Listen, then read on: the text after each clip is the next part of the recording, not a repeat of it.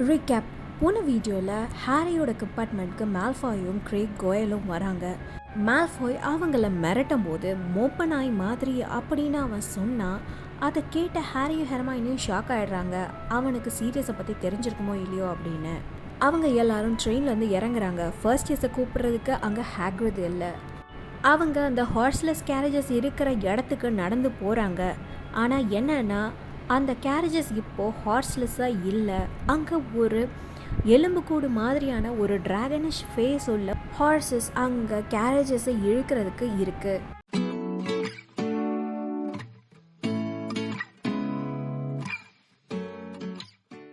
Chapter 11 part 1. Harry அங்கே இருந்த கேரேஜில் ஏறிட்டான். ஆனால் அவன் மற்றவங்க கிட்ட அவனும் லூனாவும் ஒரே மாதிரி ஹாலுசினேட் பண்ணுறாங்கன்னு சொல்ல முடியலை. அவன் அப்படி சொன்னான்னா எல்லாரும் எப்படி நினைப்பாங்கன்னு அவனுக்கு தெரியல. அதனால வெளியே இருக்கிற அந்த குதிரை மாதிரி இருக்கிற க்ரீச்சர்ஸை பற்றி அவன் எதுவுமே சொல்லாமல் உட்காந்துக்கிறான். ஆனாலும் அவனால் ஜன்னல் வழியாக அந்த ஹார்ஸஸோட சில் அவுட்டை பார்க்காம இருக்க முடியலை. நீங்கள் எல்லாம் அந்த கிரம்லி பிளாங்க் உண்மையை பார்த்தீங்களா? அவங்க என்ன அங்கே பண்ணிட்டு இருந்தாங்க? ஹேக்ரிட் விட்டுட்டு போகல அப்படின்னு ஜென்னி கேட்குறா. அவர் வேலையை விட்டு போனால் நான் சந்தோஷப்படுவேன் அப்படின்னு லூனா சொல்லறா. இன்ஃபேக்ட் அவர் ஒழுங்கான டீச்சரே இல்லை இல்லையா அப்படின்னு லூனா சொல்கிறா. அவர் நல்ல டீச்சர் தான் அப்படின்னு ஹாரி, ரான், ஜெனி 3 பேரும் கோவமாக சொல்கிறாங்க. ஹாரி ஹெர்மைனியை பார்த்து முறைக்கிறா. அவளோட தொண்டையை சரி பண்ணிட்டு வேகமாக ஆமாம் அவர் நல்ல டீச்சர் தான் அப்படின்னு அவளும் சொல்லறா. வெல், நாங்கள் ரேவன் கிளாவில் அவரை ஒரு ஜோக்கர்னு தான் நினைக்கிறோம் அப்படின்னு லூனா திரும்பவும் சொல்லறா. அப்போ உங்கள் சென்ஸ் ஆஃப் ஹியூமர் ரொம்பவே மோசமாக தான் இருக்கு அப்படின்னு ரான் சொல்லறான். லூனா எதுவும் ரான்க்கு பதில் சொல்லலை. ஆனால் அவனையே கொஞ்ச நேரம் பார்த்துட்டு இருந்தான், ஏதோ ஒரு டிவி ப்ரோக்ராமை பார்க்குற மாதிரி. அசைஞ்சாடிட்டு அந்த கேரேஜஸ் அவங்கள ஹாக்வர்ட்ஸை நோக்கி கொண்டு செல்லுது. அவங்க ஹாக்வர்ட்ஸ் கேட்டை தாண்டினதும் ஹாரி வெளியே எட்டி பார்க்குறான். ஹேக்ரிதோட வீட்டில் விளக்கு பொருத்தி இருக்கான்னு. ஆனால் அந்த இடமே கருங்கொம்முன்னு தான் இருக்கு. அதனால் அவர் இல்லை அப்படின்னு அவனுக்கு தோணுச்சு. ஆனால் ஹாக்வர்ட்ஸ் காசில் அதோட ஜன்னல்களில் இருக்கிற வெளிச்சத்தால் பிரம்மாண்டமாக தெரிஞ்சுது. படிக்கட்டுகள் பக்கத்தில் கேரேஜஸ் நிற்குது. ஹாரி கேரேஜில் இருந்து முதல்ல இறங்குறான். இங்கே இருந்து பார்த்தா ஹேக்ரிதோட கேபினில் ஏதாவது வெளிச்சம் தெரியுதான்னு பார்க்குறான். ஆனால் அப்போவும் ஒன்றும் தெரியலை. ஹாரி அந்த குதிரை மாதிரியான க்ரீச்சர்ஸ் மறைஞ்சு போயிருக்கோம் அப்படின்னு நினச்சிட்டு திரும்புகிறான். ஆனால் அவன் அந்த மிருகத்தோட கண்களை நேராக பார்க்குறான். லூனா சொல்கிறது உண்மையாக இருந்தா ஹாரியால் ஏன் இவ்வளோ நாள் அதை பார்க்க முடியல, இப்போ ஏன் திடீர்னு பார்க்க முடியுது, ஏன் ரானால் பார்க்க முடியல அப்படின்னு யோசிக்கிறான். நீ வரையா இல்லையா அப்படின்னு ரான் பக்கத்தில் இருந்து கேட்குறான்.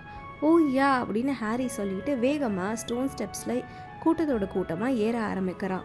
ஸ்டூடெண்ட்ஸ் எல்லாரும் நேராக கிரேட் ஹால்குள்ளே போகிறாங்க. அங்கே ஃபீஸ்ட் ஆரம்பிக்க போகுது. 4 நீளமான ஹவுஸ் டேபிள்ஸில் ஸ்டூடெண்ட்ஸ் எல்லாரும் உட்கார ஆரம்பிக்கிறாங்க. கேண்டில்ஸ் எப்பவும் போல அந்த இடத்துல தொங்கிட்டு இருக்கு. எல்லாரும் அவங்களோட ஃப்ரெண்ட்ஸோட பேசிக்கிட்டு இருக்காங்க.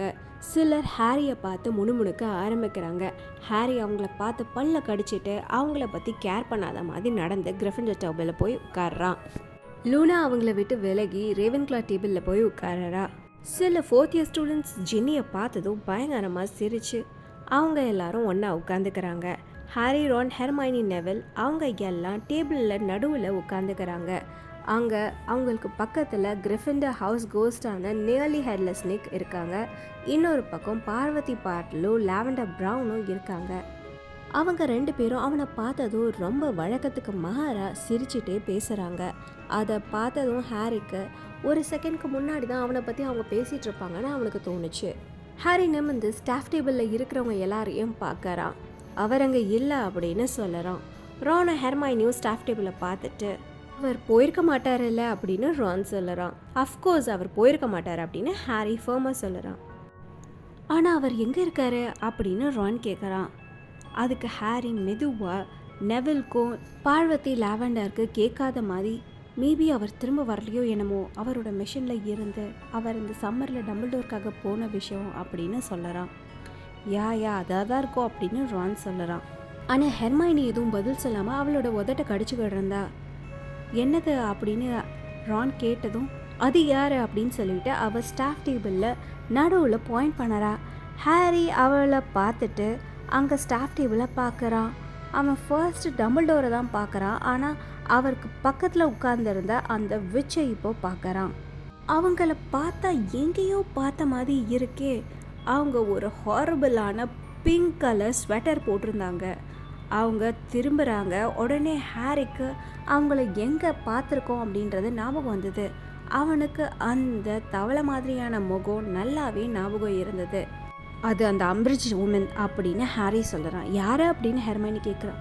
ஓ, அவள் தான் என்னோடய ஹியரிங்கில் இருந்தா, அவள் ஃபட்ஜுக்காக வேலை செய்கிறா அப்படின்னு ஹாரி சொல்லுறா. நல்ல ஸ்வெட்டர் அப்படின்னு ரான் நக்கலாக சிரிச்சுட்டே சொல்லுறான். அவங்க ஃபட்ஜுக்காக வேலை பார்க்குறாங்கன்னா இங்கே என்ன பண்ணுறாங்க அப்படின்னு ஹெர்மைனி கேட்குறா. தெரியல அப்படின்னு ஹாரி சொல்லுறான்.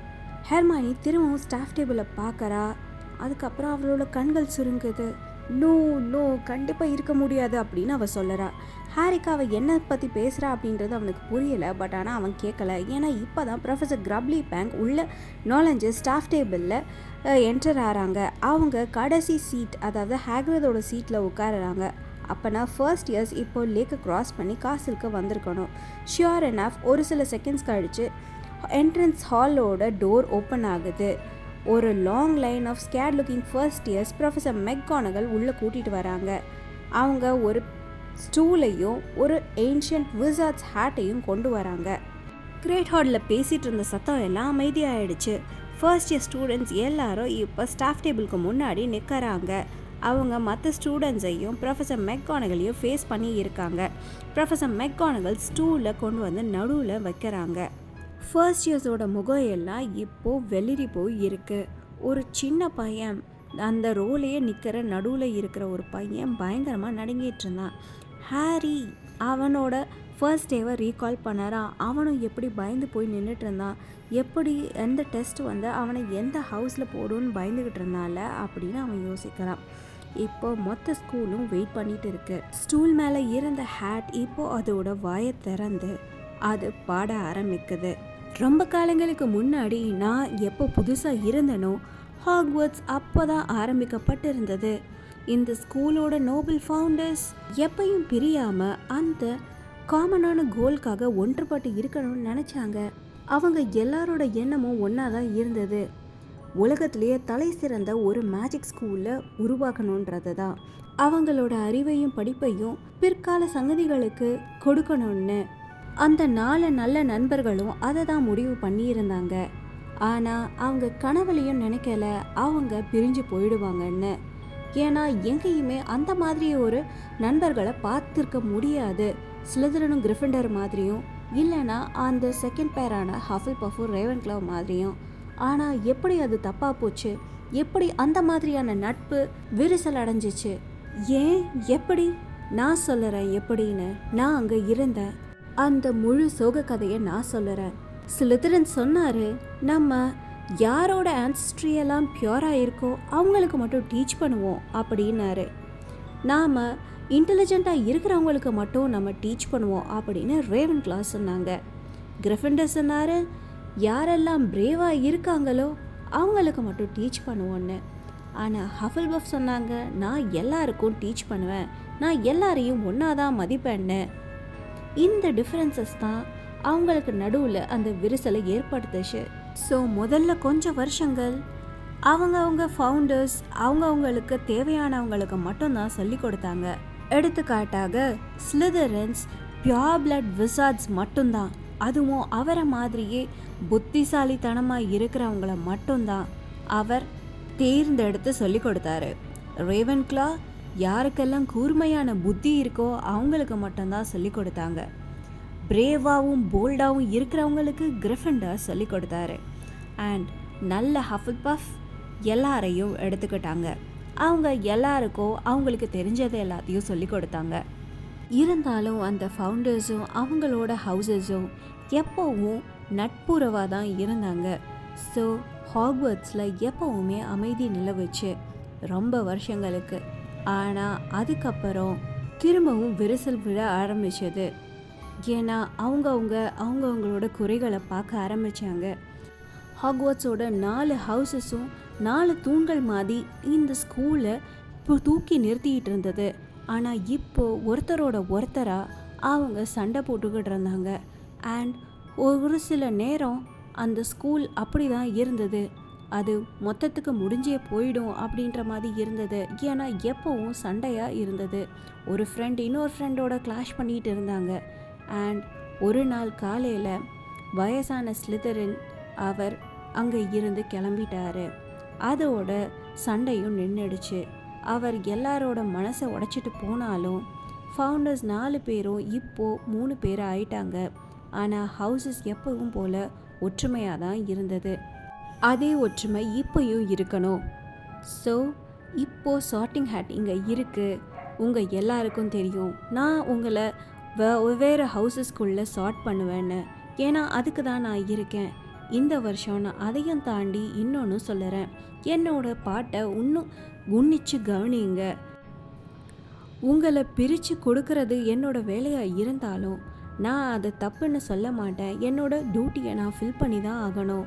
எனக்கு பிரிவினையால் வர விளைவுகளை பற்றி நல்லாவே தெரியும். அதற்கான சைன்களை என்னால் பார்க்க முடியும். ஹிஸ்ட்ரி சொல்கிறத என்னால் வார்ன் பண்ண முடியும். ஏன்னா ஹாக்வர்ட்ஸ் இப்போ ரொம்ப ஆபத்தில் இருக்குது வெளியே இருக்கிற மோசமான எதிரிகளால். அதனால் நாம் எல்லாரும் உள்ளே சேர்ந்து ஒற்றுமையாக இருக்கணும். இல்லைன்னா நம்ம உள்ளேயே உடஞ்சி போயிடுவோம். நான் உங்களுக்கு சொல்லிட்டேன், நான் உங்களுக்கு வார்ன் பண்ணிட்டேன். இப்போ சார்ட்டிங்கை ஆரம்பிக்கலாம் அப்படின்னு அந்த சார்ட்டிங் ஹேட் அதோட பாட்டோட முடிச்சுக்குது. இந்த பாட்டோட முடிவோட இந்த வீடியோவையும் முடிச்சுக்கிறேன். உங்களுக்கு இந்த வீடியோ பிடிச்சிருந்தா ப்ளீஸ் லைக் பண்ணுங்கள், ஷேர் பண்ணுங்கள், சப்ஸ்கிரைப் பண்ணுங்கள். தேங்க்யூ ஃபார் வாட்சிங்.